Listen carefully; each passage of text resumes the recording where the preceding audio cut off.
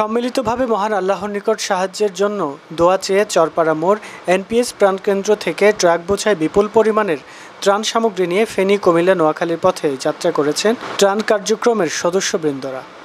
2 দিন অবস্থান করবেন বন্যায় বিপর্যস্ত দুর্গম এলাকায় ময়মনসিংহবাসীর ভালোবাসা পৌঁছে দিতে। এ সময় উপস্থিত ছিলেন এনপিএস-এর বিভাগীয় সভাপতি ডাক্তার আবুল কালাম আজাদ, সহসভাপতি শহীদুল ইসলাম শহীদ, আব্দুল কুদ্দুস, জহিরুল ইসলাম, ধর্ম বিষয়ক সম্পাদক রুহুল কুদ্দুস, মহিলা বিষয়ক সম্পাদক তানজিয়া আফরিন ঐশী।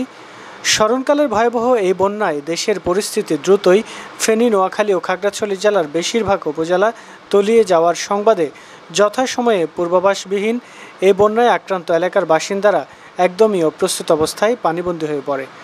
বন্যার ভয়াবহতা দেখে বানভাসী মানুষের জন্য ত্রাণ তৎপরতায় নেমে পড়ে দেশের ছাত্র জনতা ও মানবাধিকার সংস্থাগুলো। তারই ধারাবাহিকতায় ময়মনসিংহ সদরের চরপাড়ার ময়মনসিংহ মানবাধিকার সংস্থা এনপিএস-এর উদ্যোগে নগরীর চরপাড়া মোড়ে শুরু হয়েছে সপ্তাহব্যাপী ত্রাণ সামগ্রীর সংগ্রহ। এতে যোগ হয়েছে নানান বয়সী সাধারণ জনগণ ও ছোট ছোট কোমলমতি শিক্ষার্থীরা। ত্রাণ সামগ্রীর মধ্যে রয়েছে শুকনো খাবার, চিড়ামুড়ি, খাবার, স্যালাইন ও চিকিৎসার ঔষধ। আর রয়েছে ডাল, চাল, তৈল, আলু, পেঁয়াজ থেকে শুরু করে নিত্য প্রয়োজনীয় খাবার সামগ্রী। সেই সঙ্গে দেওয়া হচ্ছে নতুন পুরাতন জামা কাপড়। এই ত্রাণ সংগ্রহ কর্মসূচিতে ছোট ছোট কোমলমতি শিক্ষার্থীরা বানভাসীদের জন্য জমানুকৃত টিফিনের টাকাও দিতে দেখা গেছে। আবার কেউ কেউ নিজের জন্য শখের মোবাইল কেনার টাকাও বানভাসী মানুষের জন্য সাহায্য করছেন।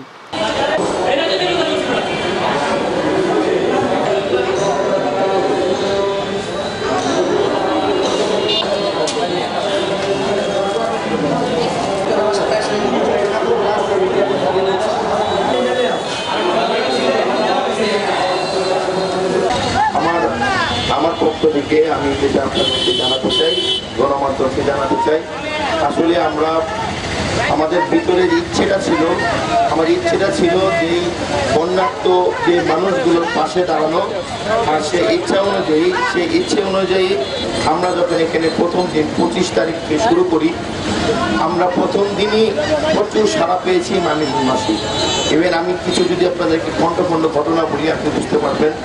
আমাদের এখানে খেটে খাওয়া যে পরিশ্রম করে দিনমজুর, তারাও তাদের সর্বস্ব অর্থ দিয়ে আমাদের এখানে যারা সাহায্য করে গেছেন, আমাদের তাকে সাড়া দিয়ে গেছেন।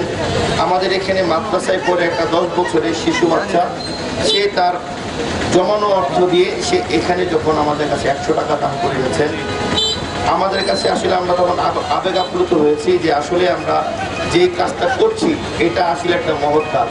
তখন আমরা দেখেছি ঘন্টায় বিভাগীয় সমন্বয়ক কবি রবিন বরকতুল্লাহকে। আসলে এখানে অলরেডি আপনি শুনেছেন, রবিনটা বলেছেন আমরা এই 4 দিন ধরে এনপিএস গণমাধ্যম মানবাধিকার বিভাগীয় কমিটির পক্ষ থেকে আমরা অর্থ সংগ্রহ, বস্ত্র সংগ্রহ এবং শুকনো খাবার, আপনারা জানেন যে ইতিমধ্যে আমরা সংগ্রহ শেষ করলে কিছুক্ষণ পরে আমাদের 3টা গাড়ি রওনা দেবেন বন্যা দুর্গত এলাকায়। আসলে সকলে অক্লান্ত পরিশ্রম এবং পথচারী এবং আমি বলবো আমাদের চলন্ত আশেপাশের মানুষের সহযোগিতা ধন্যবাদ না দিলেই নেয়।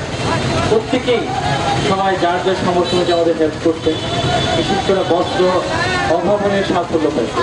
বস্ত্রটা এত কিছু উঠছে আমাদের, আমরা আসলে 2টা ট্রাকের মতো আমাদের বস্ত্র আছে। আর